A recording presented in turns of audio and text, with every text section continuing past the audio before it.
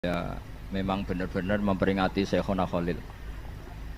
Jadi kalau tanpa kitab beliau, nanti ini namanya ngaji Gus Bah, bukan ngaji Syekhona Khalil. Jadi kalau sampai saya sesatkan itu, saya tidak tanggung jawab. Tapi kalau ada kitabnya, kitab ini saya dikasih Gus Ismail itu sudah 3 bulan yang lalu. Jadi beliau sering ke rumah saya, ngasih kitab ini. Cuma saya yang agak kecewa dengan isi kitab ini satu, tapi kecewa yang baik. Dulu ketika saya kecil, itu yang paling saya kenang dan semoga ini yang nyata. Itu kalau Syekhona Khalil diundang takziah, ada orang meninggal itu, kalau beliau nalkin hanya gini. Pokoknya kamu kalau ditanya malaikat, tanya macam-macam, bilang nunggu saya.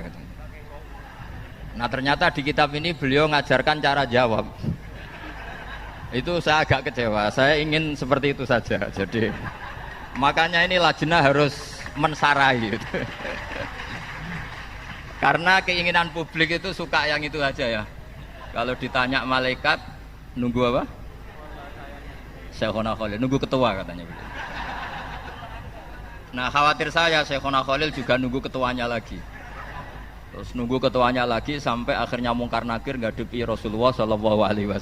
Itu kira-kira sudah tidak berani tanya lagi.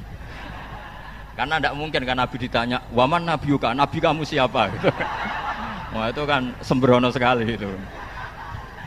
Jadi dan apa ya, meskipun itu cerita mulai kecil ya perlu dicatat, saya ketika satu sanawi ngaji di abahnya Gus Zofur pernah diajak bapak saya satu sanawi ya kira-kira tahun 86-87 ziarah Syekhona Khalil sama Batu Ampar. Ketika itu diminta bapak saya khataman.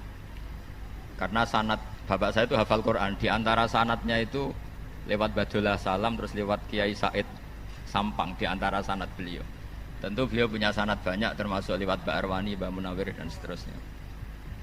Kalau soal kesamaan sanad kita dengan Syekhona Khalil jelas ya, karena misalnya saya, Mbah Mun, Mbah Zubair, Kiai Fakih Mas Kumambang ngaji sama Mbah Mahfud Termas, ngaji sama Said Abi Bakar Sato, Saibu Liana, ngaji sama Sayyid Zaini Tahlan. Di sini ditulis bahwa min masyayikhi Syekhona Khalil adalah Sayyid Zaini Tahlan. Terus sampai Utsman Ad-Dimyati seterusnya sampai Rasulullah SAW. Nah semoga sanad yang benar adalah kalau ditanya malaikat cukup jawab nunggu apa? Ketua itu. Sehingga saya minta sama Lajnah Turos supaya nyarai pertanyaan itu boleh dijawab atau boleh diserahkan ke pimpinan gitu. Karena ini supaya cerita yang beredar yang sudah menyenangkan ini tidak direvisi gitu. Kan kasihan masyarakat ini. Karena diantara imam yang baik adalah wa imamu qaumin wa hum lahu radun. Ngimami masyarakat yang nuruti selera orang banyak itu. Jadi di polling saja, kira-kira seleranya masyarakat suka jawab sendiri apa pasrah pimpinan? Kira-kira itu? Pasrah ya sudah, nanti ditambahin wafi ba'di riwayah hakada. Karena ini saya baca, karena saya dikasih lama sekali oleh Gus Mail ini. Saya sampai tahu ya karena ya beliau mondok di Anwar, terus beberapa kali juga ngaji bareng-bareng sama saya, ngaji Mahalli. Kemudian yang saya kenang dari komentarnya Lajnah, meskipun saya ya setengah setuju setengah enggak, ini Lajnah harus mendengar, ini bukan kritik, saya mengingatkan saja. Di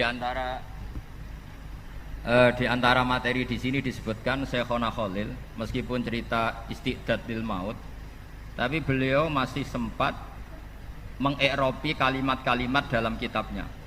Terus kata Lajnah, ini untuk mengingatkan bahwa syarat wali itu harus alim katanya.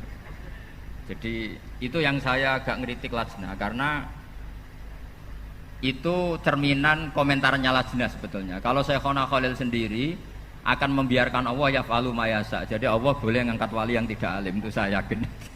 Tapi di sini Lajnah, karena begini ya, ini bukan kritik ya, masukan supaya nggak tersinggung.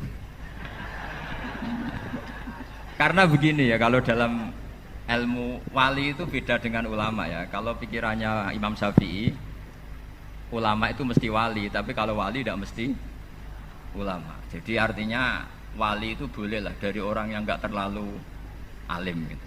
Tapi di takriran ini, di mukadimah seakan-akan wali itu harus alim.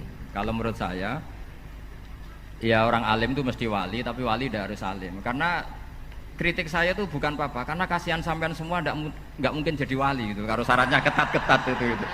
Jadi ini mewakili suara publik. Karena saya sering rebukan sama Gus Adim, Gus, ini bagus ini, semua mic ingin dipakai ngaji.